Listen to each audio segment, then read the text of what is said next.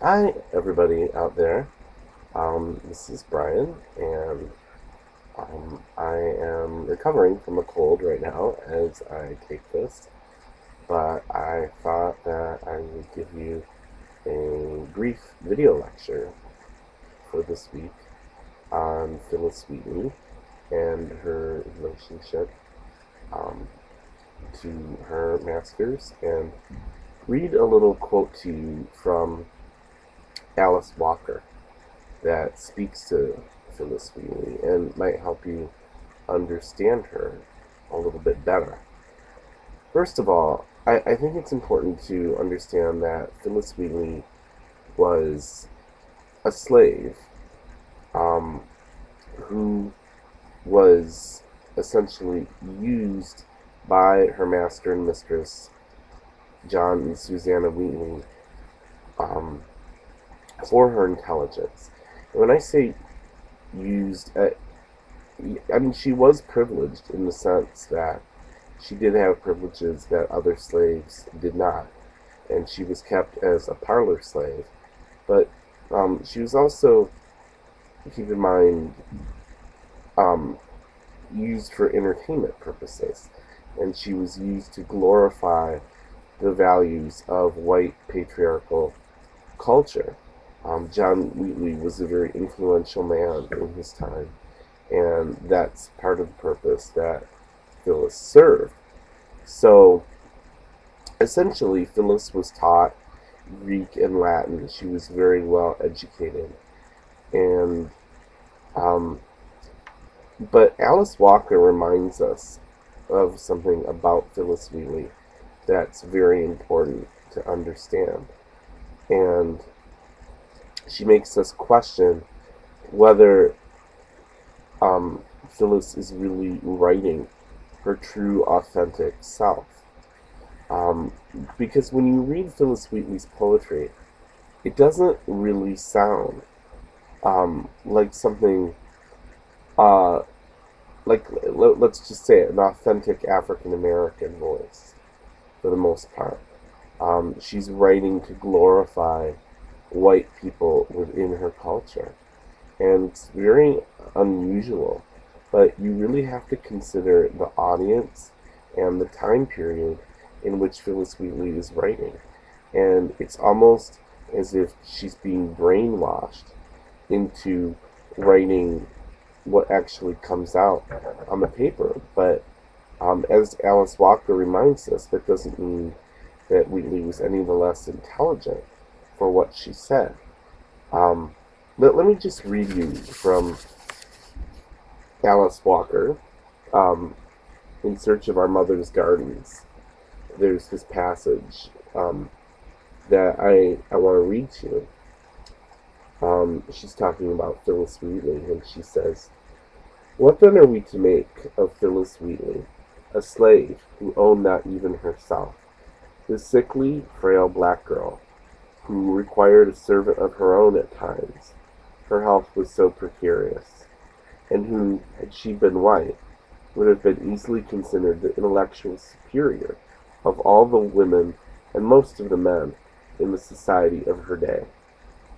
Virginia Woolf wrote further, speaking, of course, not of our Phillis, that, quote, "Any woman born with a great gift in the 16th century, insert 18th century, insert black woman, insert born or made a slave, would certainly have gone crazed, shot herself, or ended her days in some lonely cottage outside the village, half witch, half wizard, insert saint, feared and mocked at, for it needs little skill in psychology to be sure that a highly gifted girl who had tried to use her gift for poetry would have been so thwarted and hindered by contrary instincts, add chains, guns, the lash, the ownership of one's body by someone else, submission to an alien religion, that she must have lost her health and sanity to a certainty."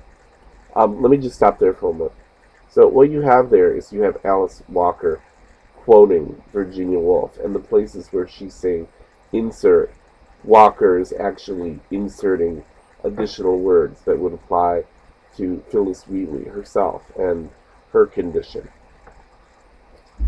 The key words as they relate to Phillis our contrary instincts. For when we read the poetry of Phillis Wheatley, as when we read the words of Nella Larson, or the oddly false-sounding autobiography of that freest of all black women writers, Zora Hurston, evidence of contrary instincts is everywhere. Her loyalties were completely divided, as was, without question, her mind. But how could this be otherwise? Captured at 7, a slave of wealthy, doting whites, who instilled in her the savagery of the Africa they rescued her from. One wonders if she was even able to remember her homeland as she had known it, or as it really was. Remember, it's Phyllis's owners who teach her that Africa is a pagan land. When she writes, "'Twas mercy brought me from my pagan land," she's been taught this. That it's a place from which she needed to be rescued. Yet, because she did try to use her gift for poetry in a world that made her a slave, she was, quote, so thwarted and hindered by contrary instincts that she lost her health, end quote.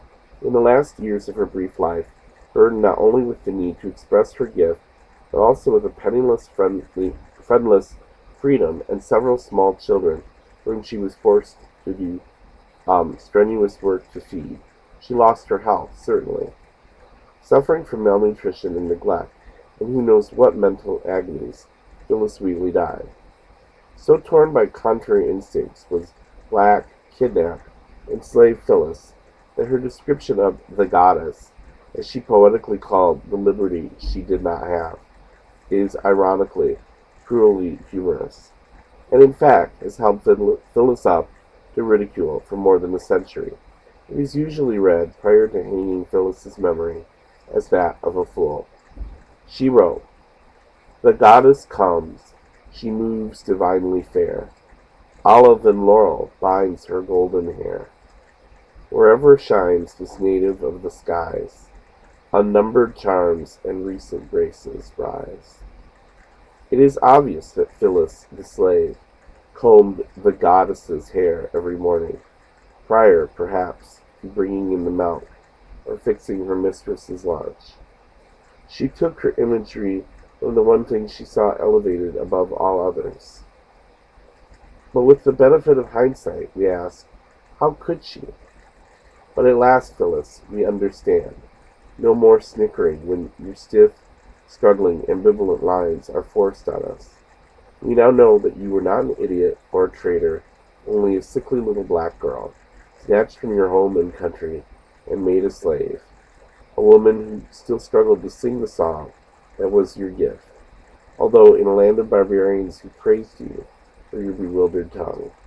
It is not so much what you sang as that you kept alive, in so many of our ancestors, the notion of song. So, that last sentence I think is particularly important. It's not so much that Phillis Wheatley's poetry in and of itself is so outstanding. I mean, it's very formulaic in a lot of ways, but the very fact that she was able to write what she did, and that she was intelligent as she was, is quite outstanding for the period in which she lived. And Walker is suggesting that perhaps if Wheatley had lived in a very different time period, she would have had a very different message to convey. So as you read Phillis Wheatley, think about her outside influences and the notion of contrary instincts that we get in Wheatley's poetry. Because why does it seem so strange that she's talking about that it's mercy that brought her from her pagan land? And she says, remember Christians, Negroes black as Cain, may be refined and join the angelic train. She's criticizing her own people, her own land. And you might wonder, well, why is she doing this?